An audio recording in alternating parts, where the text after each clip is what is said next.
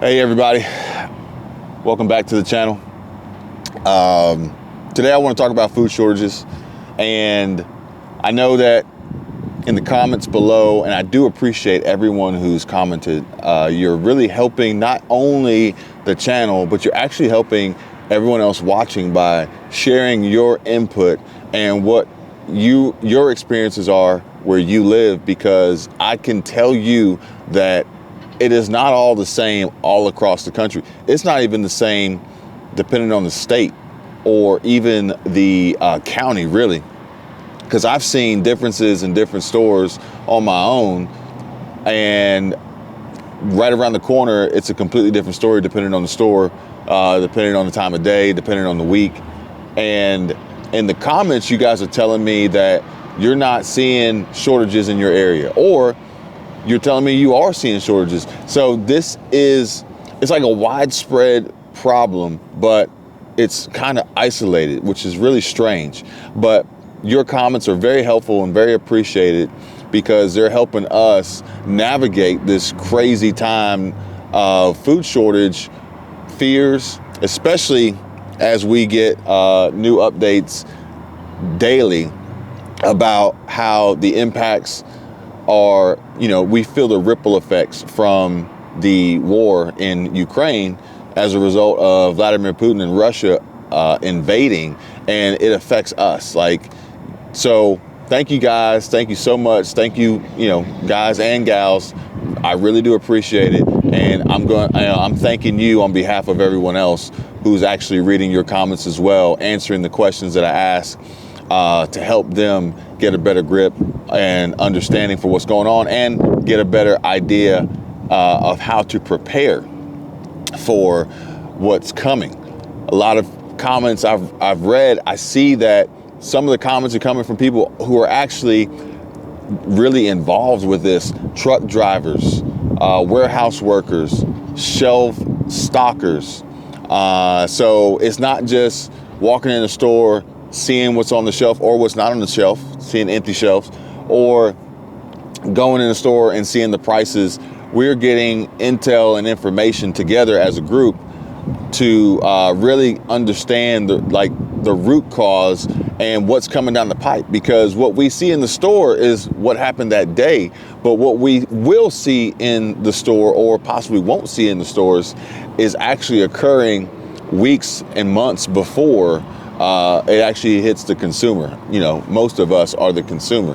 So again, thank you all for helping to engage with the comments, but also for those engaging comments helping the others watching this content. Now, we don't have particularly explicitly food shortages. For the most part, you can go to the store, you can buy food, and you can eat, and you can actually prep some. You can do a little bit of stockpiling and maintain your inventory, maintain your prep, maintain your pantry. Please don't go panic buy. Please don't hoard. Don't do that. That's not going to help anybody. But I did want to talk about what could happen, because what you need to understand is that you need to think about what could happen, even if it is the worst case scenario, so that you can be better prepared. You don't want to wait until it does happen, if it does, and then do your research and find out, oh, I should have been doing this all along. But today I want to talk about how long can you live without food, because this is theoretically a real question based on the fact that we are anticipating seeing some form of food shortage, some form of food insecurity, and also higher prices and inflation, hyperinflation, making it more difficult to afford food, or maybe making it more difficult to afford rent or other essential needs that is going to then cut into your food budget, especially if you're on like a fixed income. If you only have so much money and everything is going up, then you have to make a choice and decide, where do you want to allocate your funds to? Do you want to allocate it to shelter? Do you want to allocate it to transportation? Do you want to allocate it to food? So these are all factors that come into play that could ultimately put you and your family or even your friends in situations and positions of not being able to eat, or at least not being able to eat like you once were, thus creating a food shortage, food insecurity, hunger situation. And, you know, at the same time, if anybody is potentially in that situation, please comment below. I'd like to know who out there needs help, because the point of what I bring to you is for you to help you. So if you're watching this and you're not like a big prepper, and you're not, you know, capable of executing on these ideas and these strategies because you don't have the funds, because you are on a fixed income, because you don't have enough money, let me know, because I'm really curious. I need to know, because I want to start putting things together to help with that as well, because that's going to be part of the prep. Even if the food exists but you can't afford it, then we have a food shortage, a food insecurity scenario that we need to address and work towards solving. How long can you live without food? This is an article I'm reading from Very Well Health. This was put up last November, and this is from an Angela Morrow, registered nurse, RN, and it says it was medically reviewed by an MD, Christian Zanartu. I think I'm saying that correctly. Without water, you can only survive for a few days. You may be able to live for weeks without food, though. And this is really, really interesting, because I know, like, for me, if I miss a meal, like, I'm starving. Like, I think I'm gonna die. But according to this, you know, you can live for weeks without food. Very, very interesting. But water is vital. So if you're watching now and you think you're not gonna make it to the end, it looks like water is vital. Make sure you have your water. Make sure you have the ability to get water, clean water, drinking water, if it's not a stockpile, and or a way to filter or distill the water. We can talk about that in a different video. Actually, I want to talk about that in a different video, about how you can create clean, safe drinking water sources. And also, I want to talk about percentages of lead found in water, because we've recently had a situation here in Atlanta where there's a company, and I don't have the name in front of me, but they were actually introducing high percentages and high traces and constant amounts of lead in the water. And they're actually under the investigation of the EPA right now, but residents nearby in Atlanta are concerned about the lead content in their water and their health safety. I actually have a lead water test kit, because I want to test and see how does it work, and also how much lead is present in the water currently, and how does it relate to the safe and theoretically approved levels by the EPA as far as human consumption. But water is vital. This is because your body is very resourceful, and this being, you can last for weeks without food as long as you have water. It can obtain energy and fuel from its own fat. If needed, it can also use muscle stores. Still, the time frame for survival without food is not exact. There is no robust scientific data available to answer this question. That's because ethics prevent scientists from studying starving people. Every person is different. Personal factors like starting weight can play a role. This is why it can be hard to answer this question. You know, starting weight. It's almost like they're saying, hey, if you anticipate some form of situation where you're gonna run out of food and not be able to eat for periods of time, you need to start bulking up now. You know, it's bulking season. But if you think about it, you know, animals that do go into hibernation in the wild, that's what they do. They consume large amounts of food before they hibernate, so that during those extended durations and periods of rest, their body can actually use that stored food and that extra weight that they put on as energy, so that they don't go hungry and starve. This article discusses the questions of how long you can survive without food. It also discusses some of the complications that can happen when you don't eat. They got a chart here, and it shows the complications from lack of food, and they're showing fatigue, they're showing thinning or loss of hair, they're showing anemia, Bone loss, that's unbelievable. Muscle weakness, that should be, to be expected. Feeling cold, dry skin, loss of menstrual cycle, that's very interesting. Constipation, and shortness of breath. I got to catch my camera because the wind's trying to knock it over. Sorry about that. I'm actually sitting out here waiting for my wife to get her nails done, so I decided I'd use this time to learn more about how I can better prep. How the body fights starvation. Your body normally uses glucose or sugar as its main source of energy. When you don't eat, your glucose reserves are used up within 1 day. So that's really good to know. After 1 day without food, your body releases a hormone called glucagon. I think I'm saying that right, glucagon. This hormone tells your liver to make glucose. This glucose is used mostly to feed your brain. After 2 or 3 days, your body starts to break down fatty tissue. Your muscles use the fatty tissue or the fatty acids created during this process as their main source of fuel. Fatty acids are also used to form ketones in the liver. Ketones are another substance the body can use for energy. These are released into the bloodstream. When the brain uses them for fuel, it doesn't need as much glucose. So your body has this natural, I guess your body has already prepped the system in place for, the instance, the time, if it were to come where you don't have the ability to consume food on a regular basis. Your body has a fail-safe backup system.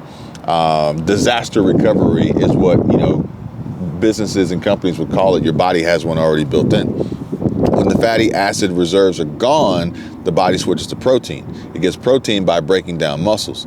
As this breakdown speeds up, the body begins to lose heart, kidney, and liver function.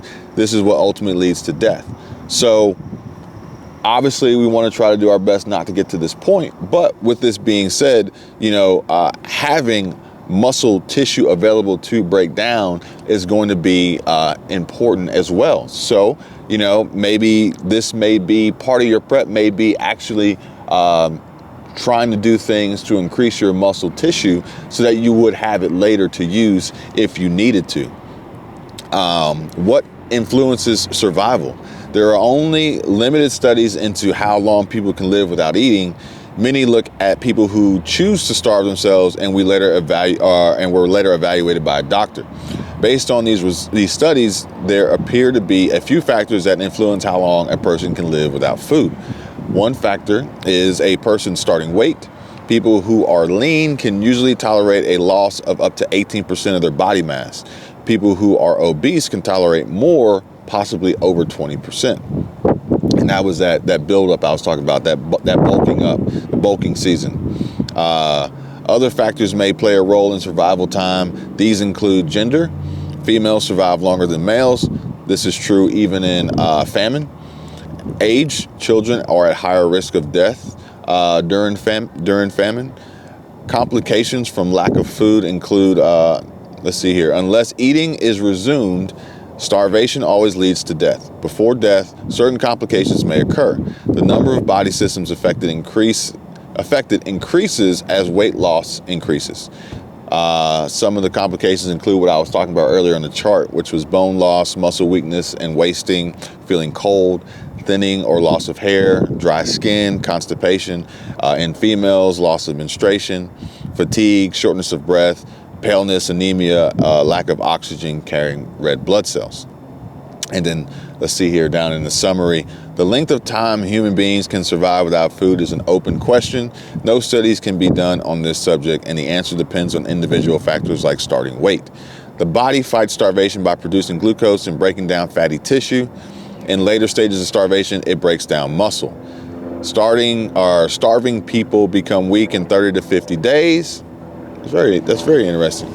Without food, they usually die in 43 to 70. I'm gonna say that again. Starving people become weak in 30 to 50 days. 30 to 50 days, that's a long time. I didn't think it would be that long. 30 to 50 days. So if you're starving 30 to 50 days before you become weak, so that means, if you're in a situation, you need to act fast to reverse this starvation mode that you're in.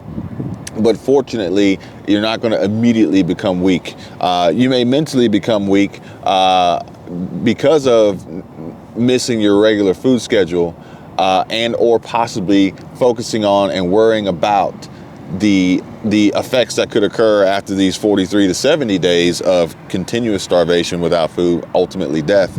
But if you are there, you need to act fast, because you have time, but that time is going to go pretty quickly, 30 to 50 days, if you just sit there and throw your hands up and not try to fix the situation. Starvation always leads to death. Before death, there may be symptoms like bone loss, muscle wasting, and fatigue. Now they're just repeating themselves. A word from Very Well is that most people who ask this question are simply curious. For example, you may have heard a rescue story that made you wonder, what if? If you're restricting your food intake, though, your concern is very real. An eating disorder like anorexia or a very strict diet can have serious health consequences. If this describes you, please seek medical help at once. You deserve the food your body needs to thrive and function. And that's actually like a really good way to end it on their part for the preppers, because if you are a prepper, if you are doing all you can to be prepared in case we do see some less than desirable food levels, food supply levels, empty shelves, food shortages, increased prices, forcing it to be more difficult to buy food, but you're also on a super strict diet and or trying to maintain a certain low weight or low body fat percentage, now may not be the best time to continue that. Now may be a better time to work towards prepping your body to be able to utilize its disaster recovery backup fail-safe system in the event that shit hits the fan. That's just my take. You do what you want. But there you go. How long can you survive without food? How long can you go without eating? Ultimately, anywhere from 30 to 50 days before you start getting weak, but maybe as soon as 43 to 70 days, death could occur without food. Water is vital. It didn't really go into great detail on how much water you would need in this time without food, but I would assume as much water as possible.